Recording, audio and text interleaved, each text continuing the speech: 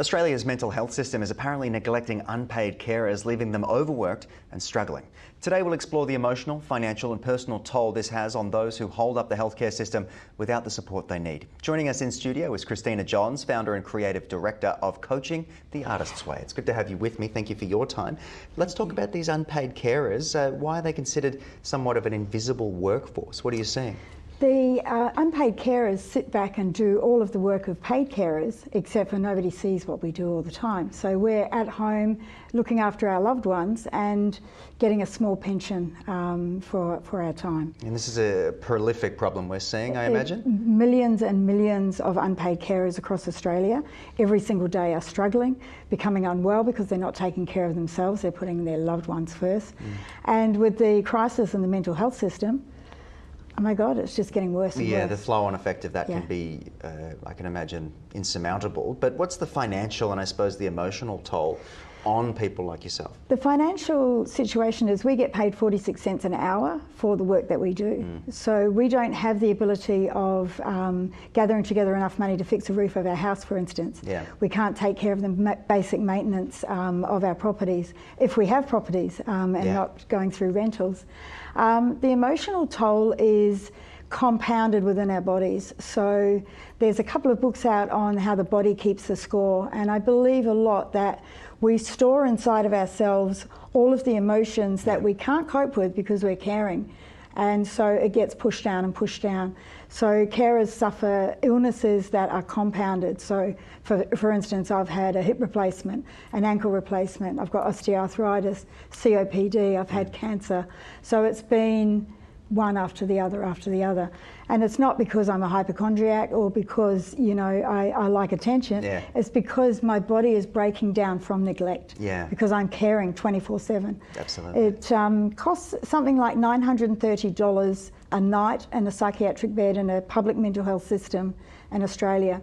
I don't get that a fortnight to care for my son 24/7. Unreal, absolutely unreal. And you're very right. I think stress and anxiety and all these issues we're seeing in the mental health sector at the moment do compound in physical ways. They manifest themselves in physical ways, which is, again, a burden and a cost on the taxpayer as well. But how is the broken mental system affecting carers and their families, more broadly speaking? What are you seeing out there? We don't have any support.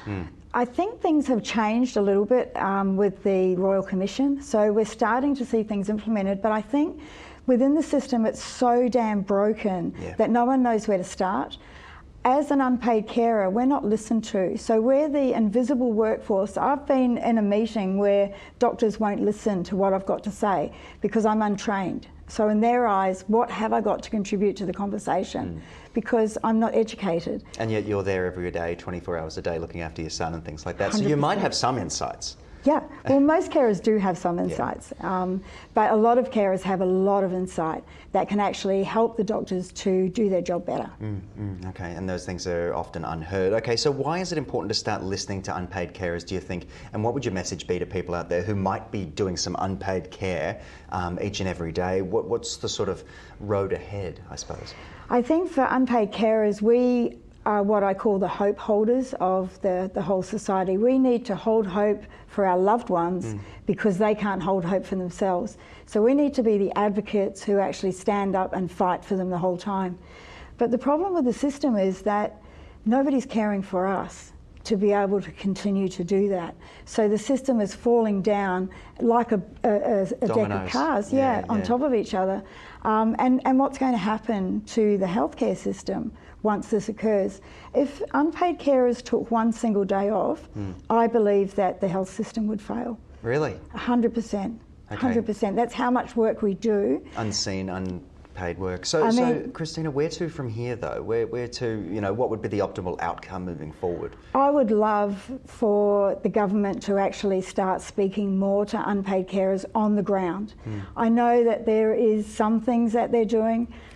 I haven't personally seen it myself. I haven't experienced it. So that makes me believe that it's not coming down to my level. It's not affecting where I'm working. You're not listening to what I've got to say. Where is the best place to contact and engage with you and your people, and where is the best place? I think the first place would be hospitals. Right. Like we walk into a psychiatric ward of a hospital thinking it's just a hospital ward when it's not.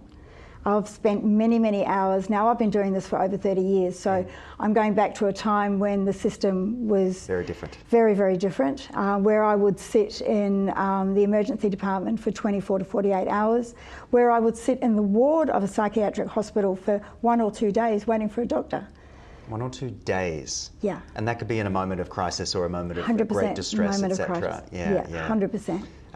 It is horrible to see, and it is the sort of thing that I've seen happen to friends and family members as well, and it is the question of who's going to care for the carers, and I think that's a really good message to leave us with today. If people want to connect with you, find out a bit more, and have a discussion, where's the best place to go to? The best place, I have just finished a book, it's not yet published, it's called To Care, Everything You Never Wanted to Know About Mental Illness and Caring for Someone Who Suffers.